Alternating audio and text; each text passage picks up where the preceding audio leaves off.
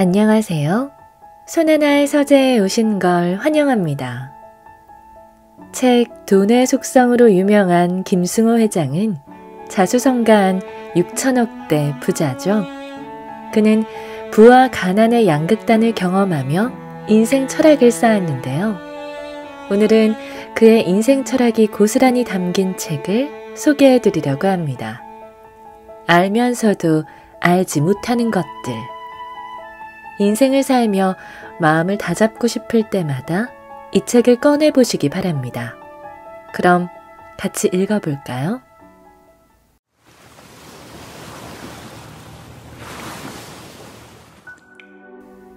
자연, 자연스러움, 그냥. 세상에서 가장 좋은 최고 상태는 자연이다. 그 뜻을 그대로 풀이하면 스스로 그러함이다. 스스로 그러함의 사전적 의미는 사람의 힘이 더해지지 아니하고 세상에 스스로 존재하거나 우주에서 저절로 이루어지는 모든 존재나 상태를 말한다. 스스로 그러함 그대로가 우리의 세계다. 이것은 나쁘다, 좋다, 옳다, 그르다 평가할 수 없다. 그냥 거기 있는 것이다. 누군가를 진정으로 사랑하면 이유가 사라진다. 어떤 것은 마음에 들고 어떤 것은 옳고 어떤 것은 싫은지 상관이 없어진다. 그냥 사랑하게 된다. 그 사람을 바꿀 생각도 바꿀 이유도 찾지 못한다. 자연과 그냥은 그 자체가 사랑이다. 가을은 가을대로 아름답고 봄은 봄대로 아름답다. 사람도 그와 같다. 그가 누구이든 그대로 아름답다. 언젠가 나는 공원 벤치에 앉아 있다가 놀라운 경험을 한 적이 있다. 이제 막 걸음마를 뗀 사내아이를 봤는데 정말이지 참 못생긴 아이였다. 어린아이를 보고 못생겼다는 말을 하기에는 죄책감이 드는 일이나 누가 봐도 참 못생긴 아이였다. 인사차 건네는 칭찬조차 입이 떨어지지 않는 상황이었다. 그런데 그 부모 눈에 보이는 아이는 내 눈에 보이는 그 아이가 아니었다. 아장아장 걷는 걸음을 보며 너무 예뻐서 부부가 어쩔 줄을 몰라 했다. 처음엔 이 젊은 부부는 부모라서 자신들의 아이가 예쁘지 않아도 그저 예쁘다고 하겠거니 생각했다. 그러다 순간 그게 아닐지도 모른다는 생각이 들었다.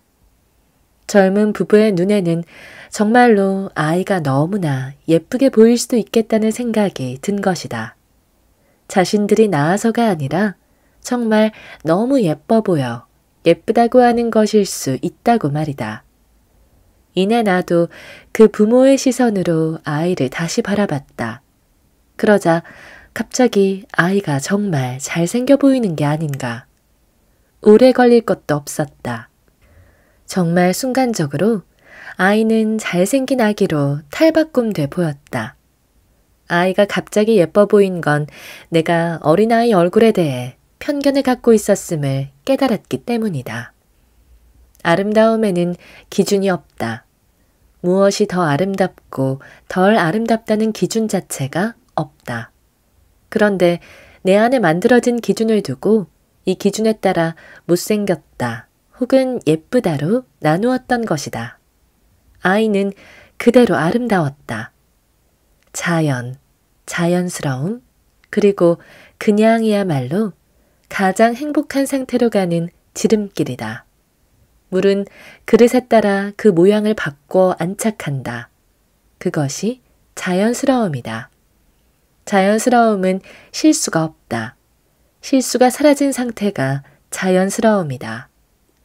자연스러움이란 일을 이루고 공을 취하지 않고 권위로 위협을 가하지 않고 친절로 대가를 요구하지 않으며 뒷바퀴가 앞서지 않으며 가르침을 핑계로 무리를 만들지 않으며 사랑을 핑계로 요구하지 않고 추억을 핑계로 집착하지 않으며 공을 위해 자리를 만들지 않으므로 무의와 무언을 통해 스스로 존재함을 말한다. 하늘의 입장에서 본다면 당신은 그 부모의 아이처럼 있는 그대로 아름다운 아이다. 그 자체가 스스로 아름다운 것이다. 억지로 마음에 없는 말을 하지 말고 억지로 마음에 없는 행동을 하지도 말라. 그것이 내게 자연스러운 것이 아니면 그 무엇도 억지로 하지 말라. 마음속 깊은 울림이 시키는 것만 하라. 그것이 당신을 가장 가치 있게 만들고 가장 행복하게 만들 것이다. 나이 50 넘기고 보니 너무 걱정할 것도 없고 자기 편을 만들 필요도 없고 나를 이해시키려고 설명할 필요도 없고 이룬 후에 공을 취하려 하지 않고 다 해주고 기대하지 않는 것이 스스로 행복해지는 비법이었다. 이렇게 하면 가진 것이 오히려 많아지고 많아도 적이 없고 적이 없기에 건강하고 건강하기에 바른 생각이 들고 바른 생각 때문에 옳은 결정을 할 수 있고 옳은 결정 덕분에 많은 것을 갖게 된다. 왜 이런 것을 30에 못 배우고 40에도 배우지 못했을까? 30 나이의 독자가 이 글을 읽고 이 비법을 이해하고 받아들인다면 나보다 20년을 앞질러가는 셈이다. 그러나 나이는 거저먹는 법이 없는가 보다.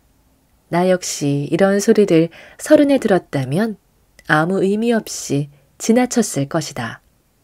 주변에 젊음을 부러워하기보다 나이 든 지금을 행복해하고 인생 후반을 즐겁게 맞이한 분들이 생각보다 제법 많다. 젊은이들은 젊다고 자랑하지만 그들이 나이 들 때까지 산다는 보장도 없으니 늙어가는 것 자체만으로도 멋진 일이다. 멋지게 늙는 것처럼 인생에 멋진 것은 없다. 멋지게 젊은 것은 누구나 할 수 있기 때문이다. 어른들의 말씀과 고전에 쓰인 가르침이 새삼 고마울 뿐이다. 제 시간에 제자리에 바로 그때. 모든 것은 제 시간에 제자리에 있을 때 가장 아름답다. 이 간단한 삶의 원리를 배우는데 40년 넘게 걸렸다. 내 발바닥이 제 시간에 제자리에 있을 때 나는 가장 굳건하게 서 있을 수 있고 모든 물건은 제자리에 있을 때 제 시간에 사용할 수 있기에 그 가치가 더해진다. 건전지 하나, 귀이개 하나도 제 시간에 제자리에 있을 때 그 가치가 있다. 제 시간에 제자리란 바른 자리를 말한다. 이것은 정지가 아니다. 바른 자리에 있을 때 우린 가장 안전하고 오래 그리고 높게 나아간다. 억지로 얼굴을 피고 잡아당기고 깎아내어 젊음을 가져온다 해도 더 나이가 들면 제자리에 있던 사람보다 추해진다. 늘어난 고무줄이 끊어지면 원래만큼도 못해진다. 뇌물이나 인맥으로 사업을 하면 처음엔 빠른 듯해도 결국은 바닥으로 내려앉게 된다. 성실과 정성으로 사업을 한 사람만 못하다. 운 좋게 대박을 쳐서 순식간에 돈을 벌어도 또 다른 대박을 찾아다니는 한 그 돈은 사라져버린다. 시세에 따라 사고 팔며 재주를 부려봐도 장기 주식 투자자들을 이길 수 없으며 1년에 한 차례씩 이사를 다니며 집 장사를 해본들 한 곳에 오래 살며 땅을 늘린 토박이들을 이길 수 없다. 30대에는 뛰어다니는 것이 제자리고 40대에는 일어서서 일하는 것이 제자리다. 30대가 50대처럼 앉아있거나 40대가 60대처럼 누워있음은 제자리가 아니다. 반대로 60대가 30대처럼 뛰어다니는 것도 제자리가 아니다. 20대, 30대에는 선생들을 찾고 선배들을 찾아 열심히 뛰어다니고 40대에는 그 배운 것들을 가지고 응용하고 실천해 자기 영역을 쌓아나가야 한다. 40이 넘었어도 시작도 못하고 여전히 이리저리 기웃거리는 것은 제 시간에 제자리가 아니다. 마흔에 이룬 것은 쉰에 정리하여 다지고 예순에는 젊은 리더에게 자리를 넘겨 타이틀은 버리고 실리를 얻는 것이 제 시간의 제자리다. 제자리란 분수를 알아야 한다는 소리가 결코 아니다. 그것은 오히려 자기 가치를 극대화할 자리를 알아내어 그 시간에 그곳에 있음을 말한다. 제자리에 있는 것은 제자리에 없는 것보다 더 많은 용기가 필요하다. 시간의 흐름에 따라 제 시간에 제자리를 찾아 움직이는 것이 중용이고 이를 통해 삶을 조화롭게 할 수 있다. 지도자는 정치나 사업이나 종교 모두 지위가 높아지면 높아질수록 겸손을 통해 제자리로 돌아가야 한다. 몸과 마음 모두 함께 제 시간에 제자리에 돌아가 있으면 건강하고 평온해진다. 이것이 선한 것이고 이것이 순리다. 선하며 순리를 따를 때 나는 가장 가치 있는 사람이 된다. 선이란 편한 공존, 이해, 관용을 바탕으로 움직이며 이는 모두를 이롭게 한다. 반면 악은 모두를 갈라놓고 모두를 내려앉게 한다. 제 시간에 제자리로 돌아갈 때 비로소 이 모두를 이루게 된다. 누구라도 이 세상이 안전하고 평화롭기를 바란다면 제 시간에 제자리에 있으면 된다. 우리의 지금 위치는 과거 자신의 행동의 결과이고 동시에 새로운 위치를 부여한다. 이 새로운 위치에서 제자리를 찾아가는 것이 우리를 행복하게 한다. 과거 우리의 행동 결과가 기억을 남기고 기억은 욕망을 만들어내며 욕망은 또 다른 행동을 만들어내며 계속 자리를 바꾸어 나간다. 바꾼 자리 안에서 제자리를 찾아내는 것이 지혜의 근본이다. 걸맞은 자리를 찾아 걸맞은 행동을 하는 것이 세상에서 가장 현명하게 사는 방법이다. 공자가 40살에 망설이지 않게 되었고 50살에 천명을 알게 되었다 말함은 제자리를 마음대로 찾아갈 수 있음을 뜻한다. 그리하여 겨우 70살에야 마음대로 행동해도 그 자리가 제 시간의 제자리일 수 있게 되는 것이다. 어제까지 잘 되던 일에 문제가 생긴 것은 어제까지 잘 되던 일에 갑자기 문제가 생기고 그 이유를 알 수 없을 때는 두 가지를 확인해 보아야 한다. 첫째는 내가 무엇을 먹고 있는지와 무엇을 뱉어내는지다. 먹는 것이 지나치면 옳은 마음을 가지지 못하여 쓸데없는 곳에 시간을 쓰고 있다는 뜻이다. 이것은 몸에 필요 없는 과다한 에너지가 나를 막고 있다는 뜻이기에 잘 나아가던 성공이 갑자기 길을 잃는다.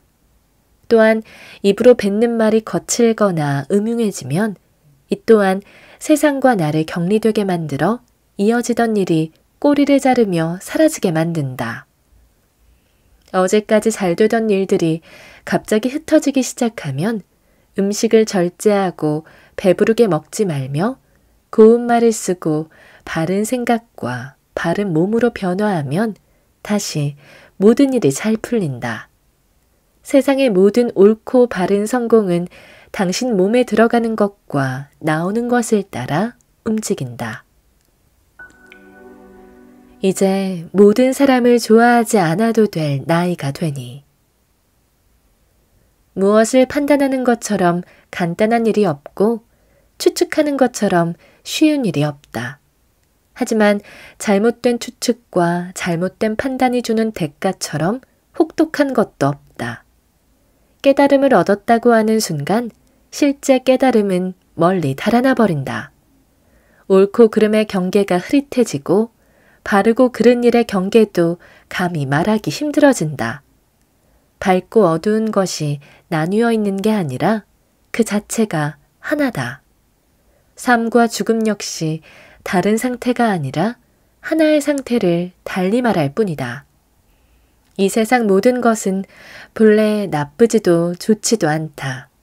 옳고 그름도 아니며 추하거나 아름다운 것도 아니다. 때와 상황에 따라 같은 일이 옳기도 하고 그르기도 하며 좋기도 하고 나쁘기도 하다. 상대적으로 반대에 있는 모든 것은 결국 같은 짝이기도 하다.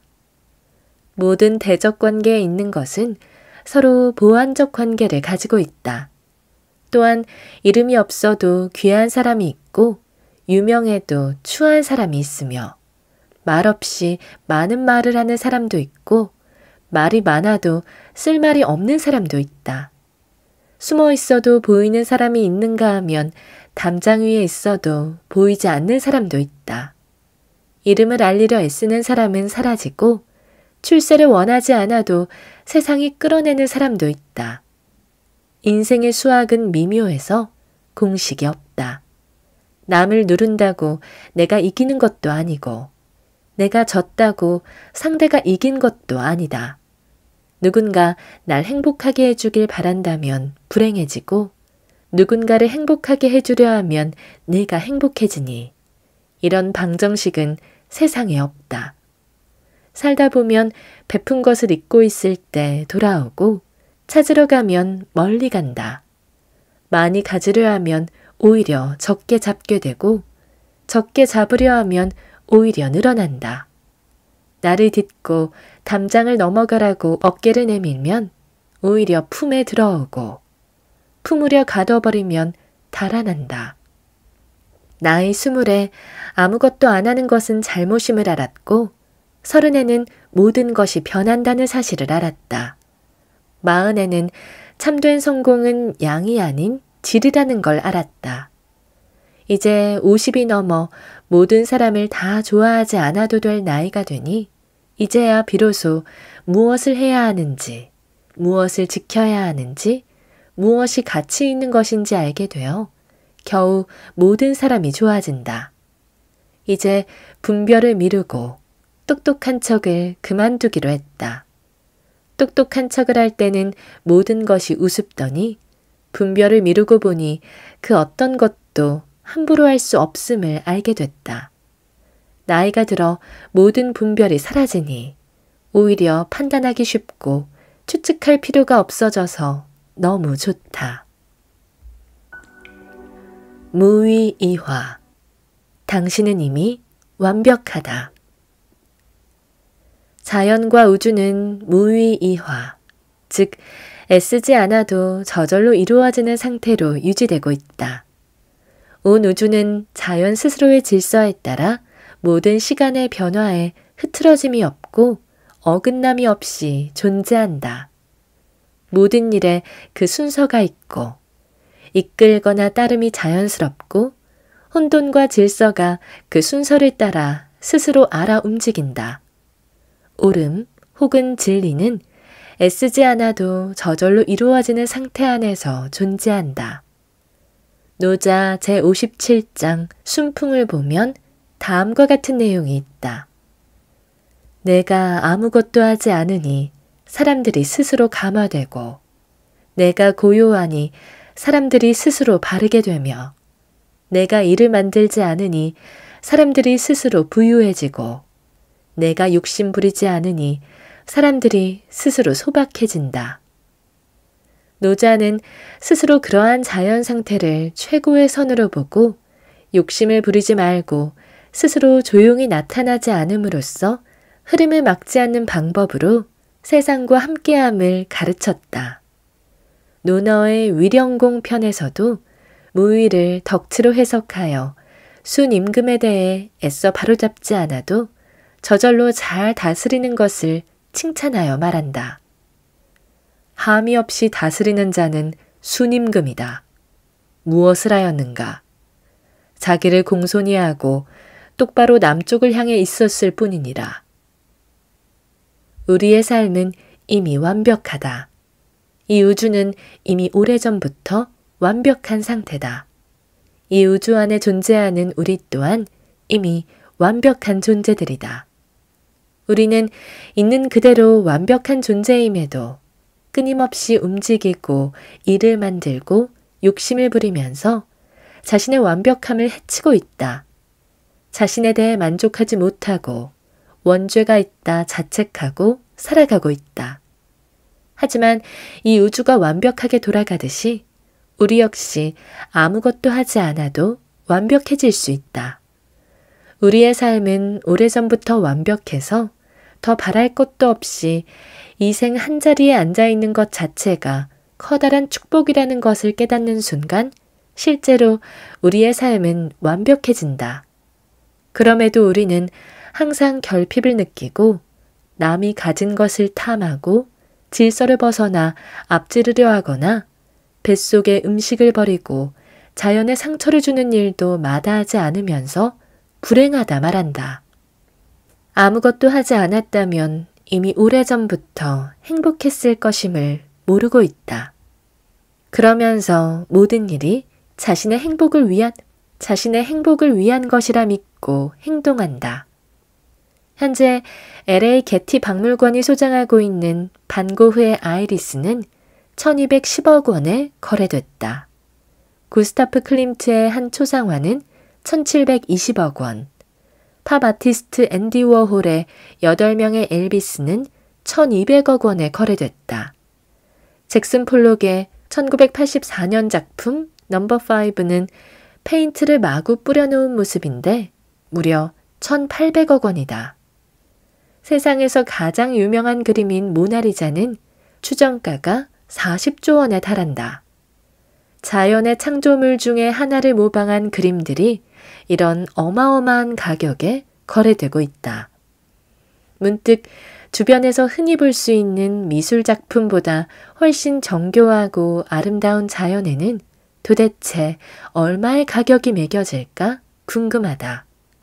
만약 바다로 사라지는 태양과 구름이 만들어내는 붉은 빛의 하늘을 누군가 혼자만 소유하고 돈을 받고 판다면 얼마를 받을 수 있을까?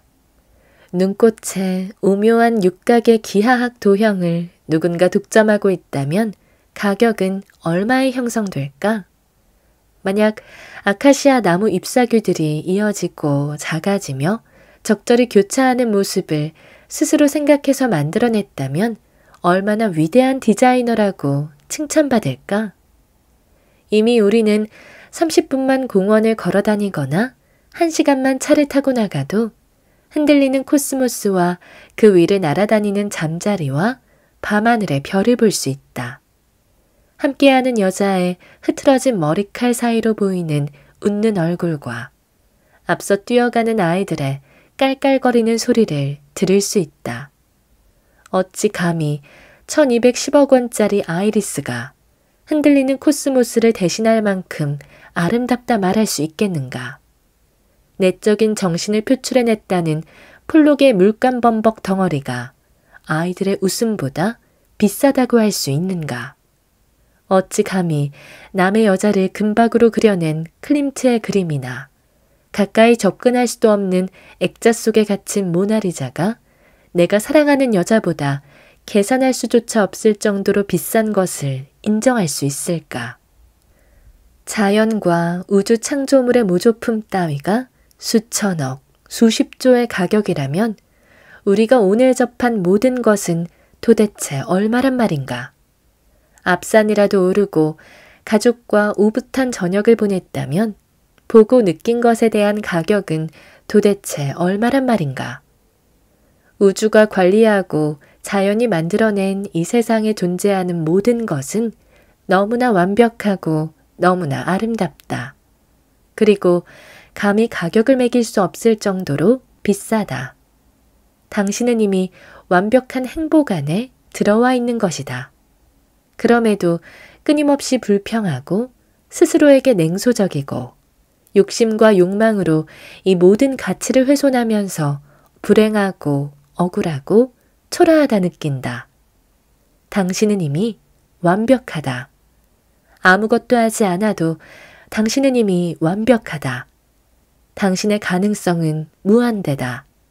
당신에게는 자신이 원하는 대로 삶을 살 힘과 권리가 있다. 당신이 그런 삶을 살지 못하고 있다고 생각하거나 그럴 힘이 없다고 믿는 것은 아직도 당신이 이미 완벽한 존재라는 것을 받아들이지 못하기 때문이다. 지금 이 순간 이 자리에 매번 매 시간 행복을 느껴라. 쓸데없는 고민과 걱정과 욕망으로 지금 이 시간, 이 순간의 완벽함을 망치지 말라. 당신 뜻대로 되지 않는다고 한탄하지 말고, 불평하지 말고, 비관하거나 결핍에 괴로워하지 말고 지금 이 순간에 행복을 느껴라. 머리숱이 적다고 스타일이 마음에 안 든다고 불평하지 말라. 자를 머리카락이 남아있음을 행복해하라. 상처가 고통을 주고 있다고 불평하지 마라. 고통을 느낀다는 것은 내가 살아있다는 것이고 통증이 계속되는 것은 몸의 신경계통이 정상이란 뜻이다. 음식이 모자라면 맛있는 음식의 종류가 늘어나 있는 것이고 빈 방은 채울 것이 많다는 뜻이다. 행복은 언제나 어디서나 존재하기에 내 삶은 이미 완벽한 것이다. 우리의 삶이 완벽한 것은 그 삶에 고통과 좌절과 상처와 아픔이 함께 존재하기 때문이다. 그 틈으로 빛이 들어와 내 안을 비추기에 완벽한 것이다. 만약 고통도 좌절도 상처도 아픔도 없는 삶을 완벽이라 부른다면 우리는 신이 만들어 놓은 기계에 불과하다. 완벽한 우주는 우리에게 부족이라는 틈을 통해 고통을 환희로, 좌절을 희망으로, 상처를 치유로, 아픔을 즐거움으로 바꾸어내는 방식으로 그 완벽함을 유지하고 있는 것이다. 완벽함이란 형태가 아니라 과정이다. 모든 것을 채운다고 행복해지는 것이 아니라 채움이 들어갈 자리를 위해 비움이 자리 잡을 때 비로소 행복이 가능해진다. 이 세상에 완전한 것은 없다. 태양도 가까이 가면 울퉁불퉁한 불기둥이 수없이 많고 달이나 별도 꽃처럼 죽고 사라진다. 세상에 한 그루의 나무도 사방이 완벽하게 대칭인 경우가 없고 인간 어느 누구도 좌우 얼굴이 같은 이는 없다. 완전하지 못한 것들을 모아온 세계를 멋지게 운영하고 있는 우주만이 오직 완벽한 존재다. 우주의 완벽함은 우리의 완전하지 못한 완벽함들의 집합이다. 이를 이해하는 순간 우리는 완벽한 우주와 동화되어 스스로 완벽한 것임을 알게 된다. 이때에 이르러서는 굳이 애쓰지 않아도 저절로 이루어지게 되어 있다. 우주의 흐름을 거스르지 않으니 순리가 이를 이루고 순리가 이를 완성하며 내가 원하는 것이 하늘이 원하는 것이고 하늘이 원하는 것이 내가 원하는 것과 부딪히지 않으니 하늘과 내가 하나임을 느끼게 된다. 이때에 이르러 우리는 매 순간 행복을 느낄 수 있다. 울고 싶을 때 울어서 행복하고 웃을 때 웃을 수 있어 행복하고 화낼 때 화를 낼 수 있음에 행복하게 된다. 때가 지날수록 가장 자연스러운 것이 가장 좋으며 가장 행복하다는 것을 알기에 오히려 억지로 하지 않음이 가장 바르고 쉬운 길이라는 것을 알게 된다. 가는 것 억지로 잡지 말고 오는 것 억지로 막지 말고 내가 옳다면 화낼 필요가 없고 내가 틀렸으면 사과하면 된다. 무리함으로 이룬 것들 중에 행복을 가져다 주는 것은 아무것도 없다. 당신은 이미 완벽하다. 당신이 행복하길 원하면 아무것도 부족한 것이 없다. 애쓰지 않아도 저절로 그리 될 것이다. 당신이 우주고 우주 전체가 당신이기 때문이다. 오늘 저와 함께한 시간 어떠셨나요? 편안한 시간이 되었길 바라며 또 들러주시길 기다리겠습니다. 그럼 잘 자요.